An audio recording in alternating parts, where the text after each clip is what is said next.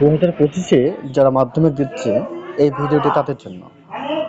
তোমাদের বাংলায় যে আয় আরো বেঁধে বেঁধে থাকে যে পাঠ্যাংশ রয়েছে সেখান থেকে 3 নম্বরের প্রশ্নগুলো যেগুলো ইম্পর্টেন্ট সেগুলো দিচ্ছি তোমাদেরকে। তোমরা এই প্রশ্নগুলো খাতায় লিখে নাও। এই প্রশ্নের উত্তরগুলো ভালো করে তৈরি করবে, দেন মুখস্থ করবে, প্র্যাকটিস করবে। দেখো, প্রথমে যে প্রশ্নটি রাখা হয়েছে, আমি গুরুত্বপূর্ণ বাছাইকৃত ইম্পর্টেন্ট প্রশ্নগুলি তুলে ধরছি এখানে। দেখো, 1 নম্বরে যেটা রাখা হয়েছে, আমাদের ঘর গেছে উড়ে কাদের ঘর, উত্তরটির তাৎপর্য ব্যাখ্যা করো।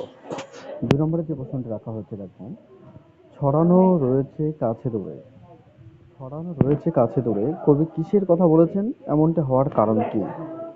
দেখো, 3 নম্বরে যে প্রশ্নটি রাখা হয়েছে, পৃথিবী হয়তো বেঁচে আছে, পৃথিবী হয়তো বেঁচে আছে, এখানে হয়তো শব্দটি কোন প্রসঙ্গে ব্যবহার করা হয়েছে।